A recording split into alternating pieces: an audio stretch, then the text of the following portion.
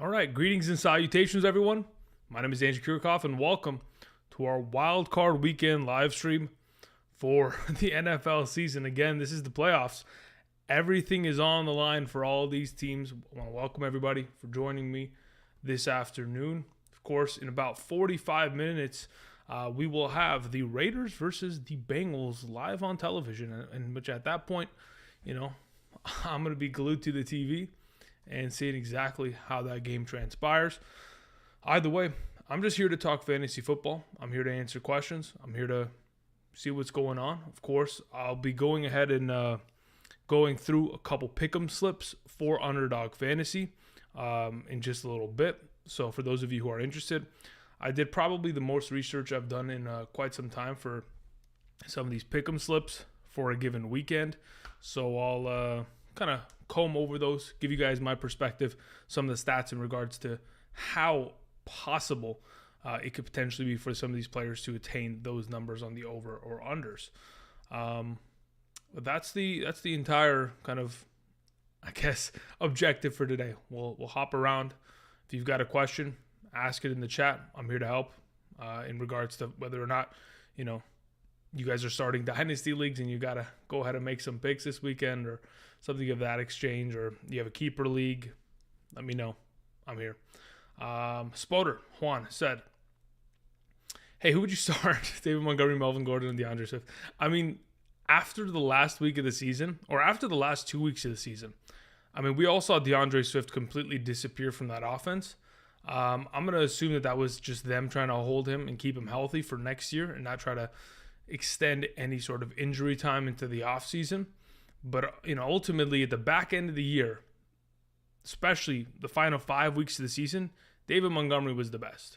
There's a reason why we wanted to go after him, trade for him when I made those trade target videos throughout the season. But mainly David Montgomery, he keeps delivering as a fantasy playoff stud, which, we'll take in every single season we could possibly get.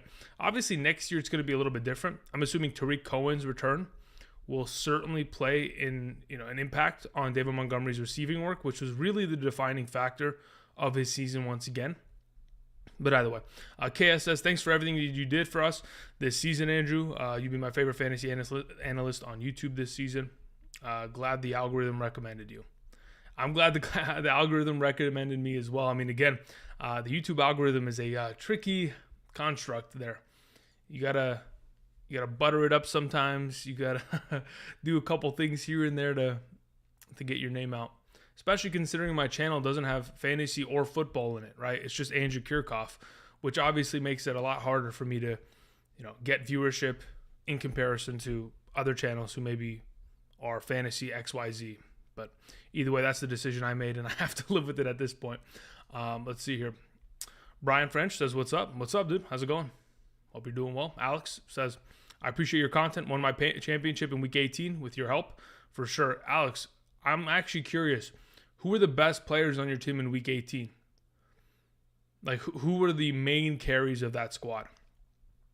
Spotter says, I think that Khalil Herbert stole Tariq's job, though. Wouldn't be surprised if he got cut. Tariq Cohen signed a 4-year deal in 2020 prior to his ACL tear. So Tariq Cohen's not going to get cut. They owe him too much money. Now, they theoretically could, but Khalil Herbert didn't steal his job either. Tariq Cohen is the amount he lines up in the slot position and then the amount of work he gets punt returning on top of the fact that he is a pretty solidified, receiving back. I don't think Khalil Herbert's really vying into that role. Alex says it's my birthday. Congratulations. Happy birthday. Again, it's a perfect day to have a birthday because there's football on TV. So you get to enjoy that with your family, and hopefully these games are exciting this afternoon. Hopefully they're not low scoring. I want to see momentum. I want to see actual, just no defenses being played whatsoever. That's what I want to see. Now, obviously, weather's going to dictate that today, especially with the two games. We're talking about Raiders versus Cincinnati in Cincinnati, open stadium, ready to go, probably cold weather, maybe some wind concerns. And then you got Buffalo, New England in Buffalo. We got ourselves a scenario where it's going to be, 0 degrees? Wind chill will be pretty significant. Obviously, it's going to be exciting to see, but we'll see how this all transpires. Thank you, Brian. Appreciate that. Caleb says, thank you for everything you did. Won my first fantasy championship with your help. No problem, Caleb. Glad I was able to help in any sort of way. Sammy says, hey, man, do you think Damien Harris will be a full go tonight? My anticipation is yes, mainly because he was limited at practice all week long. The fact that he was limited Wednesday, Thursday, Friday leads me to believe that he's at least going to be able to give it a shot. Now, if he had missed multiple practices or at least missed that Friday, then we would be in a conversation where, okay, yeah, maybe we're going to have to pivot. But the only player that is out for the Patriots that I'm aware of right now is Isaiah Wynn, which is their left tackle. That's obviously not great. So, they're going to have to try to, figure it out in regards to going around that issue. But for right now, my anticipation is that Damien Harris is going to play. I mean, the last two games that he's played against the Buffalo Bills, he's ran for over 100 yards in both contests. So he's their offense, and they're going to need him to play. Whether it's full capacity or not, they need him to play, and I'm expecting him to get the nod to get in there tonight. Alex says, Rashad Penny and Amon-Ra St. Brown showed up. Yep, that's what I thought. I was going to say, because there was I wouldn't say defining factor, but there was a consistency as to who was winning championships this year. And majority of the teams that were capturing championships had Rashad Penny or Amon-Ra St. Brown. The fact that you had both, that in itself, I mean, the rest is history, because no one was able to catch them at each of their respective positions. I mean, that's the number one wide receiver, number one, running back in the last month of the season in terms of fantasy points. So yeah, that's incredible. And those were both waiver wire guys. So regardless of what happens during your draft, just know that throughout the season, if you're able to hit the waiver wire and get that one player that happens to hit at the right moment in time, the rest is good to go. Who's your first pick next year? Probably Jonathan Taylor. I mean, the issue with every other player, look, Christian McCaffrey would be the automatic answer, but after 2 seasons of, consistent injuries, we just can't trust it. You don't want to throw away your season with your first pick and putting yourself behind the 8 ball immediately with a Christian McCaffrey, having to draft Chuba Hubbard probably in the 9th, 10th round, maybe even earlier at some points, just to go ahead and make sure that you have that handcuff. That in itself is too much of an investment on my season, so I'd just rather go JT at this point. Or, I mean, if Derrick Henry comes back strong here and has himself an incredible performance in the NFL playoffs, he's going to be in that top 3 conversation. Could very easily go number 1 as well next season. Let's see here. Smash the like button, guys. I appreciate that, Brian. Thank you. The Real Mexi says, do you think the Patriots in Buffalo will go under 48 points? I think it's a matter of what the heck that weather looks like. Okay, you changed it. 43.5. Do I think it's going to go under 43.5? No. I mean, I'm anticipating the score of that game to be like 21-24. Like, I do expect teams to score. So I do think it'll probably be on the higher side, I guess, of that number, the 43.5. Yeah, I'm going to assume that's going to be over that. Because, I mean, the way that I think about it, unless it's super windy and it's almost impossible to throw the ball, similar to that game in Buffalo earlier this year where these two teams played, only in those in those weather conditions am I willing to go under. But unless someone, last time I checked, it doesn't look like it's like that. It's not a blizzard out there, so I think both teams will be able to score. Brian says praying that the Raiders win today. I mean, it's just a matter of a couple key components. So I know a couple of the defensive line for the Raiders obviously got banged up in that Chargers game. They were at a limited capacity this week. They should be playing. A lot of people were anticipating them to be out. Those guys are going to be, causing havoc. But the real main matchup in my eyes is purely Casey Hayward locking down Jamar Chase. If he can do so, then here we go. They'll be okay in that regard. Obviously, the Raiders can't stop the run. That's something that they've pretty much struggled with all season long. So I don't really anticipate them to stop Joe Mixon. I think Joe Mixon is going to get his work. He's going to get himself a lot of touches tonight. I mean, the last time he played against the Raiders, he had 30 rushing attempts, 4.1 yards per carry. The guy was just killing it against them. 2 rushing touchdowns. So obviously success will be found on the ground. It's just a matter of, can you eliminate the deep ball and the big play momentum that Jamar Chase, T. Higgins provide. If you're able to do that, then I think they'll be fine. On the other side of the ball, I mean, Darren Waller's the key, purely. The Cincinnati Bengals, like we talked about in fantasy, they are one of the worst teams. Actually, in fact, since week 8, they are the worst team against opposing tight ends. I mean, the amount of stats that they've given up to tight ends as of late is just absolutely ridiculous. And we'll go over that as I hop into the pick'ems list. But some of these performances, even Darren Waller, back in week 11 when they played against Cincinnati Bengals, Waller had 7 catches for 116. If he can have himself another, breakout performance like that, hopefully fully, or at least not fully healthy, but a little bit closer than what he was last week, we'd be in a pretty good spot there. Daniel says, do you feel that the Raiders are going to move on from Carr if they lose? Depends how much it's going to cost them. I don't think so. I mean, look, here's the thing. Unless you have your upcoming quarterback on roster or you're trading up to go grab him this upcoming offseason, I don't think Carr's moving out of there. You can't move on from your quarterback in the NFL unless you have another one ready to go. Like, the issue with losing Big Ben is, the Pittsburgh Steelers are going to have to go find another quarterback. Aaron Rodgers, Kirk Cousins, there's a lot of names out there that they can go after and find. So for right now, I would say that Raiders are most likely keeping Carr. I mean, he's really the franchise at this point. Caleb says, Joe Mixon over 0.5 touchdowns and Josh Jacobs over 60 rushing yards. What's your thoughts? Those are automatics in my eyes. We're going to talk about it in a little bit. Just want to answer some of these questions, and then we'll hop into the underdog pick'ems real quick.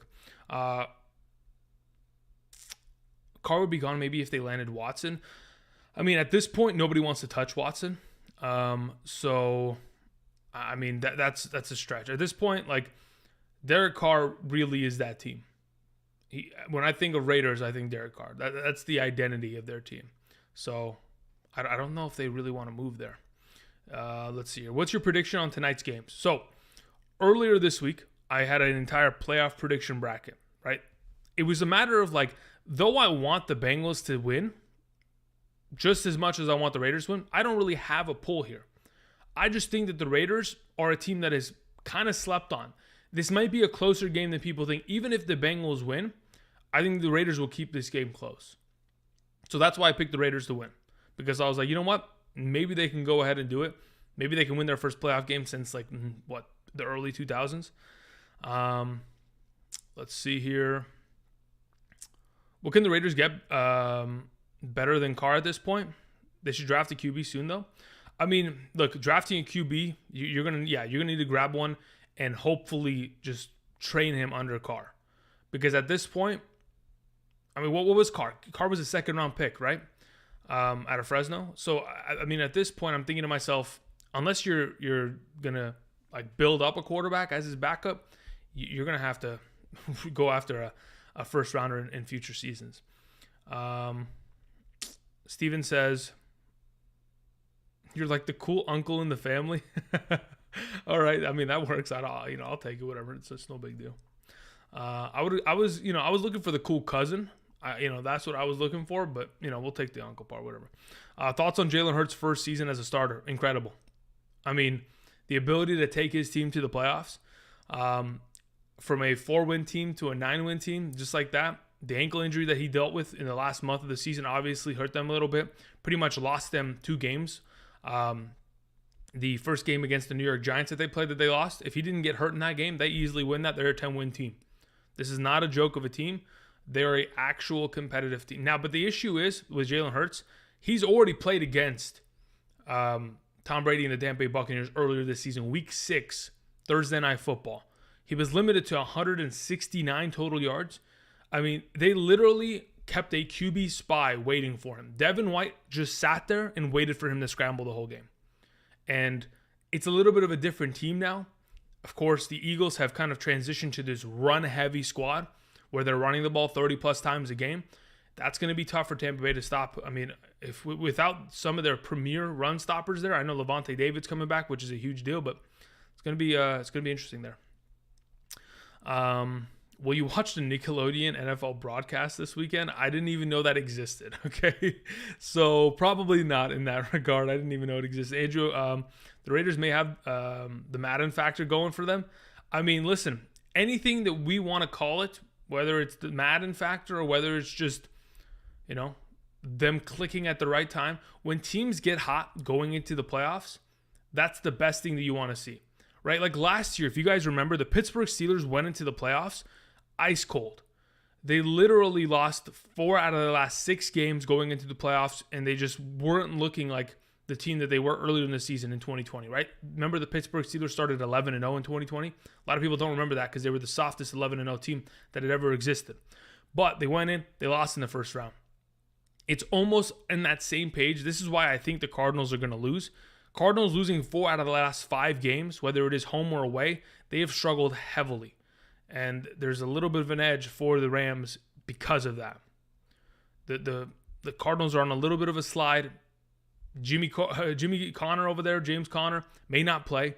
DeAndre Hopkins certainly not playing. I don't know if J.J. Watt's at a full capacity yet. They got a lot of pieces missing, and that's going to be a game in which Kyler has to legitimately carry the team on his back in order to kind of take them above that next level. Okay, now that we've done this, let's go ahead. I'm going to move this up here real quick. And move this up here real quick. And then I got to open up a Underdog Fantasy page here because I got a couple pick'ems that I haven't put in yet that I would like to and want to talk it over with you guys for those of you who are interested. Again, Underdog Fantasy, there's a link down in the description for those of you who are interested, whether it's playing weekly contests, best ball leagues for the 2022 season, pick'em slips. All of that can be encompassed on this singular website. It's where I go. A lot of people play on DK, FD. Underdog's the way to go, I'm telling you guys. All right, so really quickly, let me hop over to the pick'em slips area, and let me go ahead and adjust this. Where are we at? There it is. Perfect. Okay, so let's grab Andrew, and let's move him over a little bit here. All right, beautiful. Okay, so a couple things. So first and foremost, at the top of the list, Stefon Diggs, 1 receiving yard. Throughout the entire playoffs, this singular thing is available once. And when you go ahead and select it, you can only make a maximum of $25 bet. So at any moment, you can go ahead and potentially 3 times your money with this by just getting one of these predictions correct. That's pretty much it. So if you sign up today using promo code Andrew, not only is Underdog willing to match up to $100 of your first deposit, if you want to show up, drop 30, they'll give you 30. You can take 25 of that right there. You can take the deposit match immediately and take it into the Stefon Diggs. If you want to go over on the receiving yards, 1 receiving yard for tonight, or that's pretty simple in my eyes. All you have to do at that point is just get another over or under prediction correct. I mean, you could take Josh Jacobs, make it $25, and turn your $25 plus 50 into 75. Just as easy as that. Again, promo code Andrew. The link is down in the description to Underdog Fantasy for those of you interested. Okay, so let's go ahead and let's talk about some of the research I've done this afternoon in regards to the wild card weekend pick'ems. Okay, so let's talk about Raiders first and foremost. I even looked into Stefon Diggs. Has there ever been a game in which he hasn't had a reception? I mean, the last time he only had 1 catch in a game was with the Minnesota Vikings. He even got hurt in that game. So there's always the possibility that 1 yard isn't even made. But let's be honest, 1 yard, it's pretty easy. Catch the ball once, you're good to go. Either way, let's talk. I mean, even in the game where it was a weather concern with New England last time in Buffalo, he still had himself like 4 catches for 40 yards. So it's an automatic. They want you to win. That's really the point. So let's talk about some of these pick'em slips, right? Okay, so let's talk about Derek Carr, 5.5 rushing yards, over or under. So a couple of stats that I looked at. So over under 5.5 rushing yards. In 8 of his 17 games, he was able to go over. So that means in the majority of the contests that he has played this year, 9 of the 8 contests, he went under. So this is pretty much a 50-50. And that's what it is. Anytime you're talking about rushing yards from non-mobile quarterbacks, it is a 50-50. It's purely just their need to get out of the pocket and hopefully gain enough yards. And in the same vein, also hope that late in the game, they're not winning to the point where they're kneeing the rock in order to kill the clock so that he doesn't lose rushing stats in that regard. So again, it's a true 50-50. You're hoping that, a running quarterback in this regard is able to at least get 10 plus yards so that even if they lose some yardage in terms of kneels, it's not a big deal. But again, if you're expecting the Cincinnati Bengals to win, then you don't have to worry about kneels with Derek Carr. Okay, let's look at the 252.5 passing yards. This number went down, in fact. So yesterday when I was looking at this This was at 257.5. So they went down 5 yards. Actually, bodes well. But in regards to this season, in 6 of his last 8 games, he's been under this number. They have not played well enough to get Derek Carr in a conversation where even this year he hasn't even thrown 3 passing touchdowns. That's not the offense, though. That's not how this team is built. They go ahead, they move the ball down the field. They don't have to throw the ball 50 times a game. They're not like the Tampa Bay Buccaneers. They're not going to do that. So it's purely just a matter of getting the most efficiency out of Derek Carr. 252.5. It is certainly a tough ask for a quarterback of this nature. I mean, typically the only time this season where he's consistently played well against a team in terms of passing has been against the Kansas City Chiefs, because those games have been blowouts, and it's led to Derek Carr having to throw for 4 straight quarters, which is why he's been able to eclipse 300 yards in both games against that defense. But another stat, against the Cincinnati Bengals in Week 11, he only threw for 215 yards. A little bit concerning there. With that all said, the Cincinnati Bengals haven't been the best defense. As of the last 5 games, I think it's actually the last 6. Let's see here. Yeah, after Derek Carr's Week 11 contest versus the Cincinnati Bengals, the Bengals have allowed over 250 passing yards in 5 out of the last 6 games. So overall, a sketchy one on top of that. All right, let's see. Some of these questions come in. How likely do you think is Cooper Kupp goes in the first before guys like Adams, Hill, Chase next year? I'm trying to steal him in the 3rd or 4th again. Absolutely not. He's a first-round pick, probably a top 5 pick this upcoming season, especially in full PPR, automatic top 5 pick. So yeah, those guys they're gone. Do it 420 says, hi Andrew, how's it going? Welcome. We're just going over some pick'em slips, just kind of giving you guys some stats in regards to some of these players. So in regards to the rushing yards for Derek Carr, that's a sketchy play purely. Over under on the passing yards. I mean, it just depends on what you think the game script is. Otherwise, I think the under is probably the safer of the two. All right, let's talk about Josh Jacobs.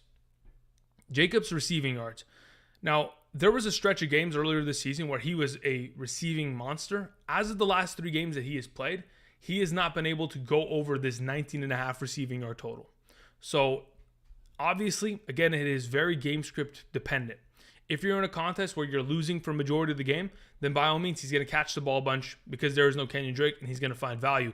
Similar to the way that the last time they played against Cincinnati Bengals when they were getting blown out, he was able to surpass this overall total, had 5 catches on 7 targets for 24 yards against Cincinnati in Week 11.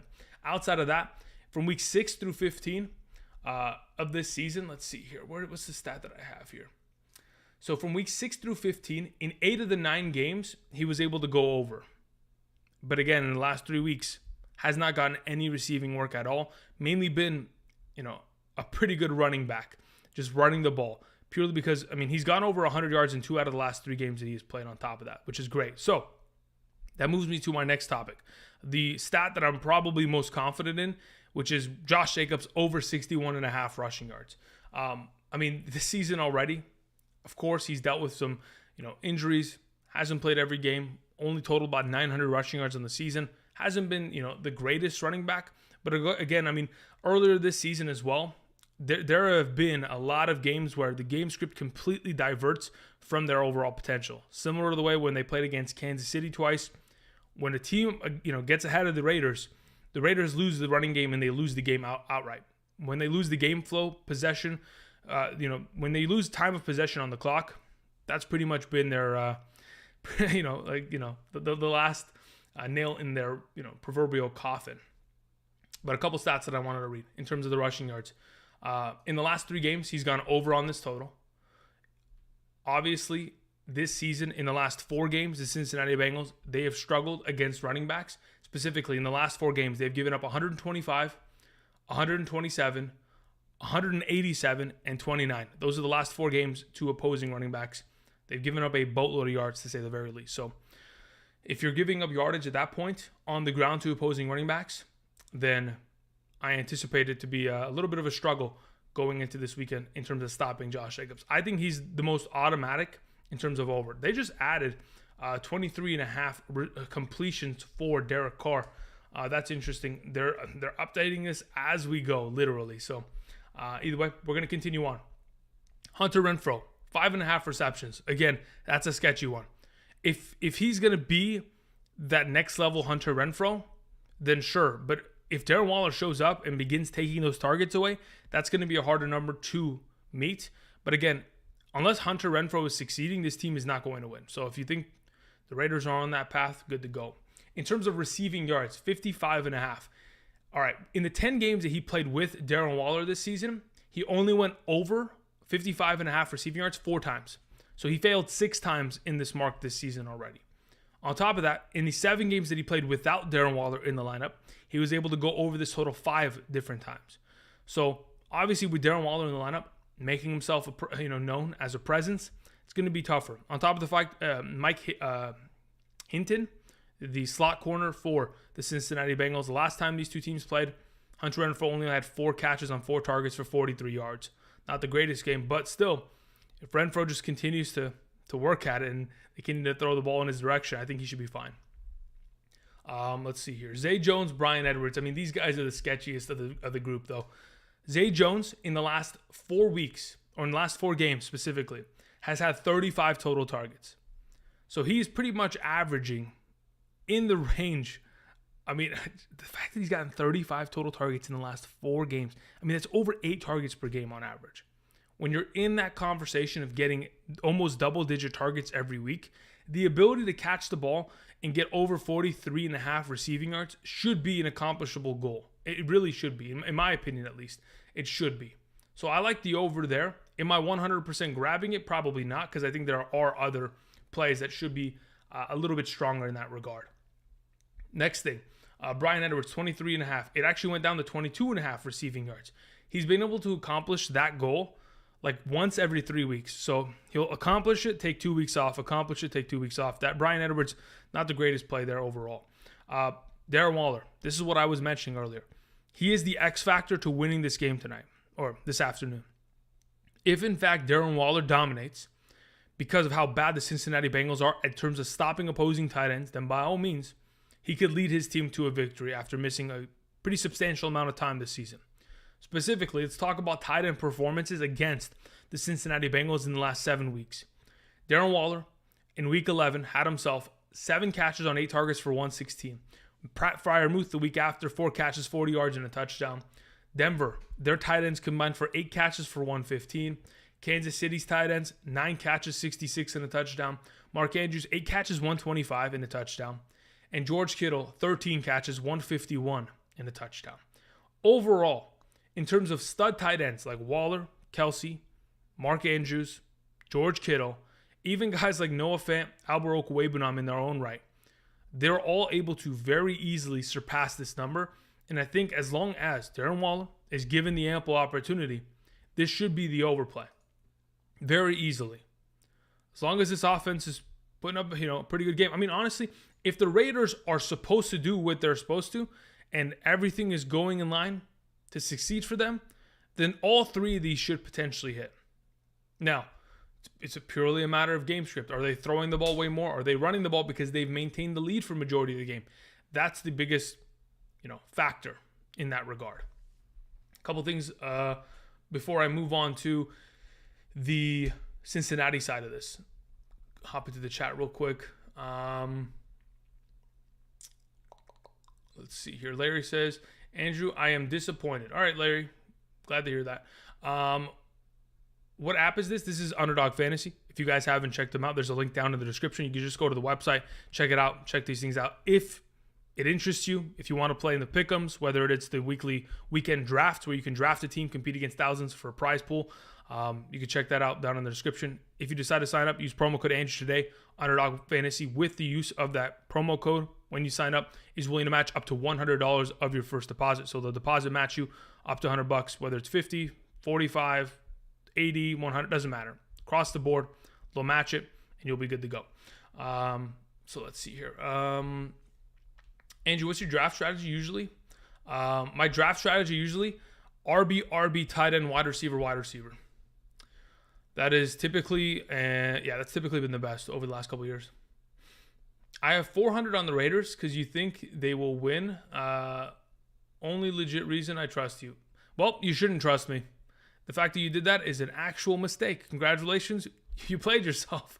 Let's go Raiders, 18 minutes and counting. That's right. I play full PPR, so the values of wide receivers are a lot. I mean, look, again, even in a full PPR, I think that, like we've seen in the last couple years, the wide receivers that end up being the best in their respective position often are guys that are found in the 3rd, 4th, 5th rounds. There's a reason why Cooper Kupp came out of the woodwork. A couple years back, it was Chris Godwin. We saw rookies like Justin Jefferson take over the league last year. A lot of guys that make it up to the top aren't often, drafted at the top.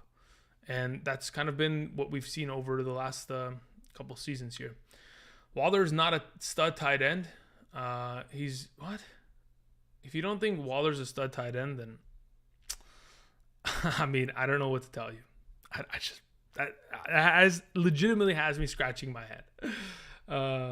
Yeah, he may have sucked in fantasy because he was hurt, guys. Y'all don't remember what he did in 2020? The guy had over 100 catches. Like, you guys look at him like he's a tight end. He's actually a legitimate wide receiver. Wide receiver 1 at that. All right, let's scroll down a little bit, okay? Let's talk about Joey B and the Bengals. Let me refresh this page actually really quickly. All right. Stephon Diggs is back up. So, again, really quickly, for those of you, like I mentioned earlier, Stephon Diggs is up over under 1 receiving yard. It's an automatic probably for an over, right? They want you to win. That's why it's there. Anyway, so in terms of automatics, I'm thinking that the Waller-Jacobs combo is safer for right now as a singular group. Let's go on to the Joey B side of this conversation. So, Joe Burrow, 9.5 rushing yards. It's literally a 50-50 coin. Same with the entire Derek Carr 5.5 rushing yard over under. Mainly because in terms of getting over 10 plus rushing yards, Joe Burrow was able to do that in his last 3 games that he's played. Obviously, he didn't play in week 18, but in the last 3 games, he was able to go over. So they want to kind of bait you to take this. I don't think it's smart. And I don't even want to touch it. Now, of course, if you're looking to try to 50-50 and you're like, all right, I'm confident with Josh Jacobs' yards. All I need is a 50-50. I'll take over and under. I'll make 2 different slips just so that if in case one hits and one doesn't, at least I win. You could do something like that, right? But again, that first one has to be a 100% play and win. Anyway, moving on to passing yards in regards to Joey B. 265.5. All right. In 4 out of the last 5 games that Joe Burrow has played, he has thrown for over 300 passing yards, in 4 out of the last 5 games. So, of course, he's back on that streak. Earlier this season, he was able to go on a pretty good hot streak. In fact, in his last 13 games that he has played, he has gone over this passing yard total 9 times.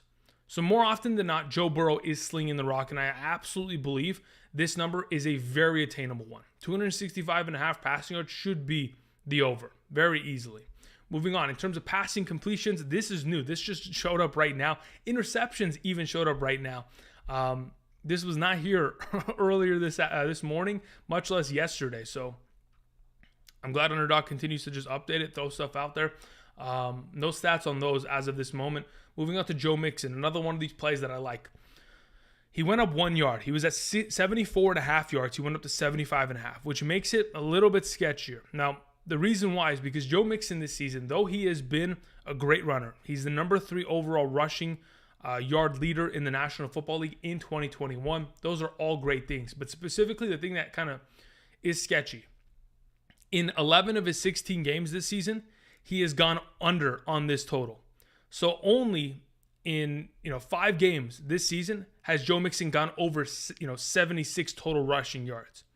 So very seldom does he do it. But the reason why this number is currently here is because the last time he played against the Las Vegas Raiders, again, like I mentioned, had 30 rushing attempts, had a 4.1 yard per carry average, had 123 rushing yards, and 2 rushing touchdowns. So that's why Joe Mixon is in this conversation of potentially being over 75.5. They're trying to split it in between and keep you on one side or the other. It is a sketchy one. I'm not the greatest fan of that number, but if I was to pick a side, I would probably say over because Mixon's pretty much the key to this offense, being able to consistently produce. On top of that, Cincinnati and their running, let's see here. What am I looking at? Is it Cincinnati? No. I need the Raiders stats. Where's the Raiders? Okay, here we go. Raiders versus running backs as of late. to the Los Angeles Chargers last week. They gave up 84 rushing yards. To Indianapolis, 112. Cleveland, 89. Kansas City, 116. And Washington, 103. So legitimately, in the last 5-6 consecutive games, they have given up more than 76 rushing yards to opposing offenses to their rushing attack. Another good argument there. If you're expecting this to be a game in which the Cincinnati Bengals are maintaining their lead, dominating, they should be able to run the ball with a lot of success, in fact, in the second half there. Moving on, let's see here. Ja'Marr Chase, T. Higgins. These are some interesting ones. I think Ja'Marr Chase should be able to catch the ball six times in any game, especially considering T. Higgins has been dealing with a little bit of an injury. His number has gone down as of this morning. His total receiving yard number has gone down 2 total yards. Just a couple stats that I wanted to mention in regards to these players. 74.5 receiving yards for Ja'Marr Chase.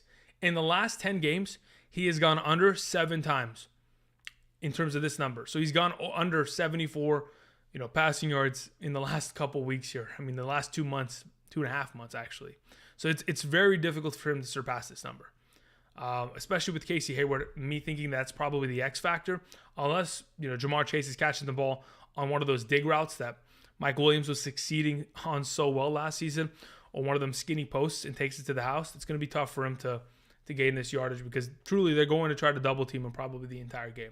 As for T. Higgins, who has gotten a lot of leeway from opposing secondaries based on the fact that Ja'Marr Chase is on the other side of the field, T. Higgins has gone over on this receiving yard total 6 of his last 9 games. So of the group, T. Higgins is most likely to surpass it of that duo. But my favorite play of the bunch is actually Tyler Boyd for the Cincinnati Bengals.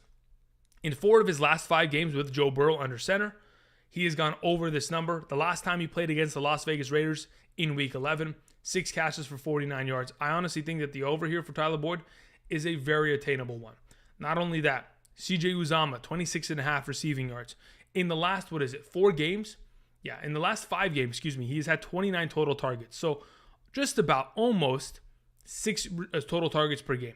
When you're getting those kind of numbers at the tight end position, especially considering CJ Uzomah earlier in the season kind of disappeared for quite some time, has finally come back strong as of late. I think there's a good possibility in which he could succeed here, mainly because the Las Vegas Raiders, they cannot stop opposing tight ends. Most recently, Kelsey, 8 catches, 119. Schultz, 3 catches, 46. Washington, their duo of tight ends went for 6 catches for 90. We saw Noah Fant, 3 catches for 29. Sorry. That was David Njoku, 3 catches, 29. Noah Fant, 3 catches for 30. Mo Alie-Cox, 3 catches for 28. And Jared Cook last week, 4 catches for 80 yards. A pretty good hidden gem. CJ Uzomah, not a bad play in that regard. Could be another one of these overs. To be honest, if I'm adding one more here just to make it a completion, it would probably be Joe Burrow on the over on passing yard. But again, these are all overs, right? Let me move myself a little bit over to the left here. If I'm taking all of these overs, I'm hoping for one of the higher scoring games of the weekend. Really, that's really what I have to hope for. Because sure, maybe somehow, some way we get into a conversation where the Cincinnati Bengals are being shut down, and actually both respective defenses. Maybe they shut down both offenses, and we get a game in which is 17-14, and nobody's completing any of their overs. We could be in a sketchy scenario. But for right now, I'm going to take this. It's a 5-leg. We'll put $5 on it, try to win 100. It is super probably out of the realm of possibility that every single one of these hit, but hey, why not? I feel, wait, what is this? Projections changed? Oh, gee, mini Christmas. What happened here? We already moved some projection lines. Who got moved? Okay, it's the same number. I don't know why. Okay, that was a little bit of a glitch. No big deal there. These numbers stayed 61.5. I think this was 60.5, right? It went up 1 yard. I'm still fine with that. We'll take that on the over. All right, let's see here. All right, let me scroll back up on this. Let me move. Why am I a floating body? Oh my God, there it is. Let's move myself back over. Oh my goodness, I was about to say, I'm a floating head and a floating body. All right, let's see what you guys have to say in the chat. I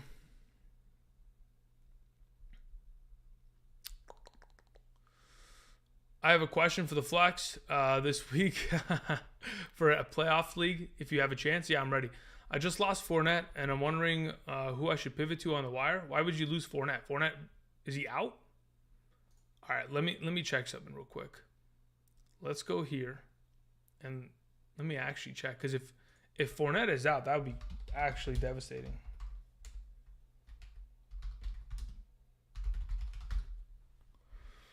Alrighty, let's see here.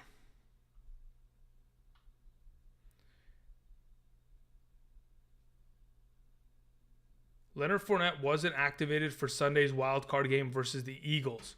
So not only is Leonard Fournette out, but so is Ronald Jones. Holy moly. So that's pretty much the Keyshawn Vaughn show. That's what we've kind of turned into now. That makes it that much harder for me to trust that the Bucs can pull this out. My goodness. Mike Evans and Gronkowski are going to do everything. All right, let's see here.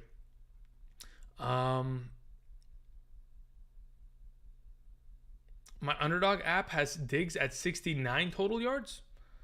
I mean, I don't know how that could be possible, but that's interesting. I would send in a support ticket to get that fixed, because that doesn't seem like that's right. Let's see here. So yeah, so if you lost Fournette, you have Boyd, Van Jefferson, Cedric Wilson, for example. Out of the group, who do I feel most confident with? I would probably say it's between Cedric Wilson or Tyler Boyd. Let me see here. Before this game starts, I'm actually curious. Let me check something. Let's go Tyler Boyd. I mean, I'm thinking, okay, he could man. I'm just looking at his totals as of late, but then I'm thinking about what Keenan Allen did last week.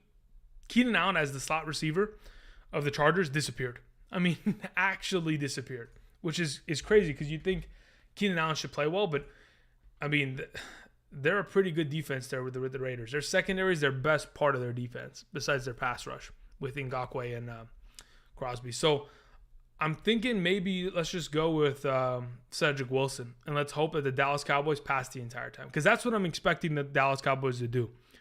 The 49ers have been one of the better run-stop defenses all season long, and there's most likely a chance that they continue to stop the run, especially against Zeke, who's not played well as of late, and they just throw the entire time, which is a Cedric Wilson game in my eyes. So let's go Cedric Wilson there.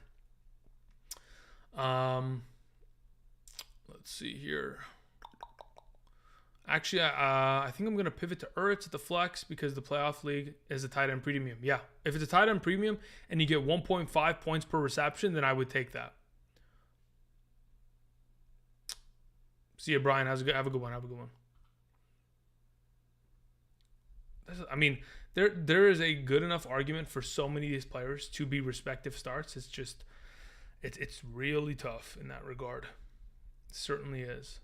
Let me see here. All right, let me hop back into the Underdog area, because that actually, if Fournette is out, I think I might be able to sneakily go grab a couple of these plays in terms of Patriots.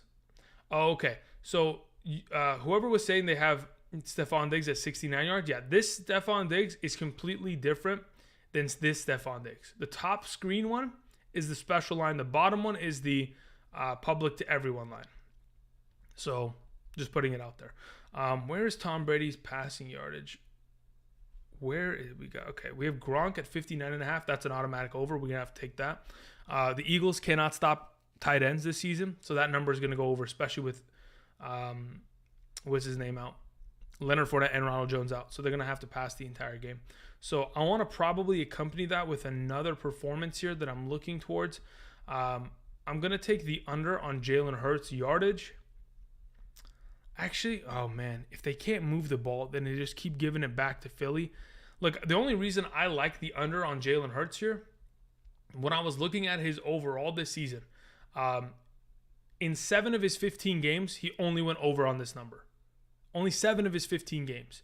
On top of that, against the Tampa Bay Buccaneers in Week 6, he only got himself 159 total yards. So I'm going to take the under there. I think that number is pretty fair, to be honest.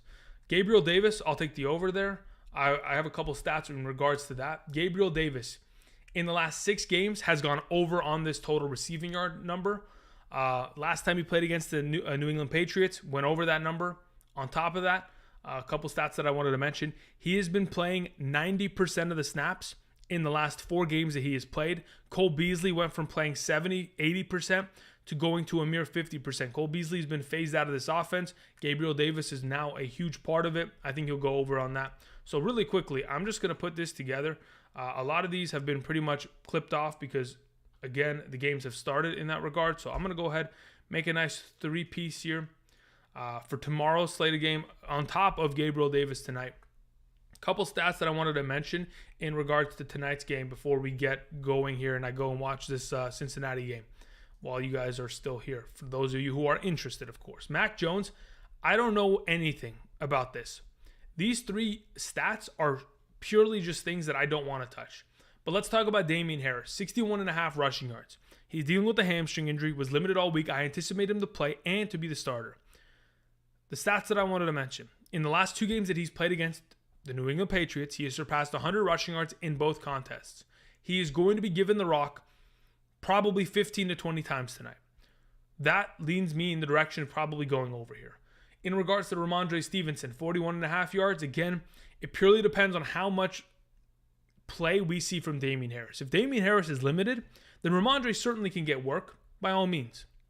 Now, another running back in his backfield, Brandon Bolden. A couple stats that I want to mention in regards to him and his receiving yard total. So let's talk about this. Let's see. Brandon Bolden. Where is this stat? Okay, here it is. Brandon Bolden, in the last 4 games, has gone over on 16.5 receiving yards. In his 15 games this season, in 10 of those, he went over on this stat. I think this is a very easy over, but again, it's the Buffalo Bills. It is a sketchy one. In the 2 games that he played against the Buffalo Bills, only once was he able to surpass the over against them. Sketchy. One of those where it's a 50-50 toss-up like the running of the quarterbacks. Let's see here. I don't want to touch any receivers from the New England Patriots. Again, they're so inconsistent, it's not worth it. Hunter Henry, not worth it as well. In the 2 games that he played against the Buffalo Bills this season, he has 1 catch. So that could be a potential under candidate. I know he's played well. He's gone over that 31.5 receiving yard total in 3 out of the last 4 games he has played. But we're talking about the Buffalo Bills defense. Their secondary's played pretty strong against tight ends this season. And that's another one of those under candidates that we would probably go with. Now let's talk about the other side of the football here. We went over on Gabriel Davis already, but let's talk about Josh Allen and his potential of over 287.5 total yards, rushing and passing. A couple stats that I wanted to mention. In 11 of his 16 games this season, 11 of his 17 games this season, he has gone over on that total. In the last 5 games that he's played at home, in 4 of those contests, he has been under. When you play at home in December, January, when the weather is really bothering Josh Allen, he is not the same quarterback. I think this number is a very, it should be an under. Honestly, it should be an under.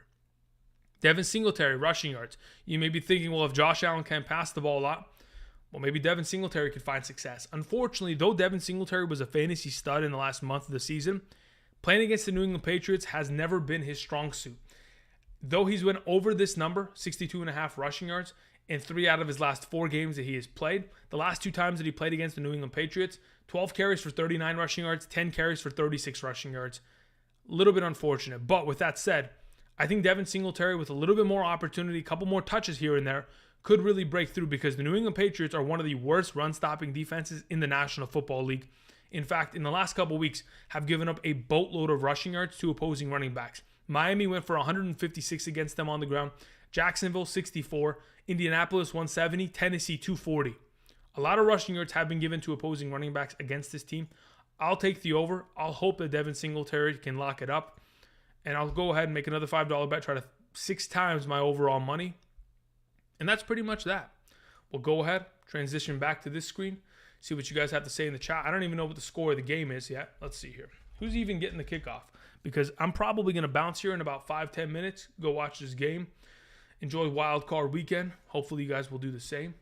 Again, for those of you who are wondering where I was, what I was doing, that's Underdog Fantasy. For those of you who are interested, you can check their link out down in the description. Travel to their website. Look at the multitude of contests they have, whether it's drafting a team, playing on the pick'em slips, whether it's drafting a best ball team for next year, the NFL playoffs, etc. For those of you interested, check that out. Use promo code Andrew if you decide to sign up. And Underdog Fantasy is willing to match up to $100 of your first deposit. Get you ready to go. And of course, like I mentioned, with that Stephon Diggs on the very top, 1 receiving yard over under, you can take a $25 bet, 3 times your money right out the gate. They're trying to help you win. So if you're interested, check that out. All right, let's see here. In regards to what we got going. Okay,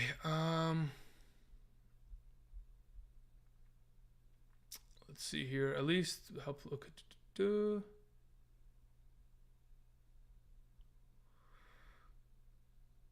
Thank you very much, Derek. I appreciate that. Why wouldn't the Niners slug it out with the Cowboys? Ain't that scary?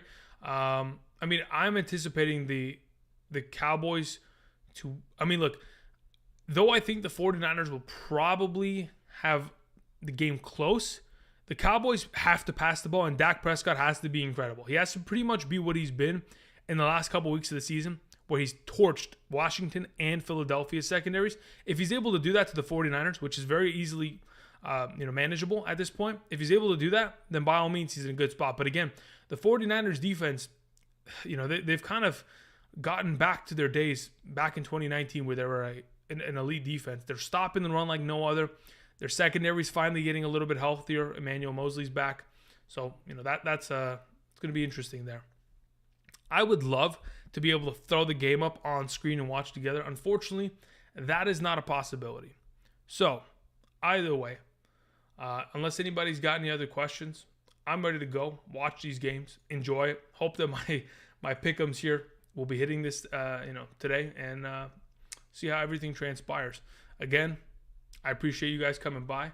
David, listen, I know that you want the Cowboys to win. You're the biggest Dallas Cowboys fan that I talk to on a normal basis, David. So the whole question is, what's going to happen tonight? I mean, tomorrow night.